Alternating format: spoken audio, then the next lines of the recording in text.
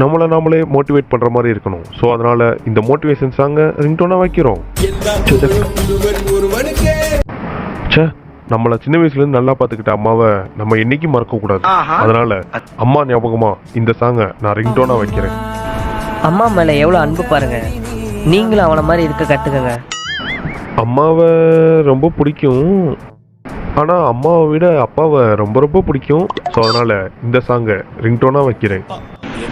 ஓ, அம்மாவை விட அப்பா மேலே ரொம்ப அதிகமாக பாசமாக இருக்கான் பாருங்க. இந்த உலகத்தில் அம்மா, அப்பா, ஃப்ரெண்ட்ஸு இவங்க எல்லாத்தையும் விட என் சாம் செல்லக்குட்டியை தான் ரொம்ப பிடிக்கும். ஸோ அதனால்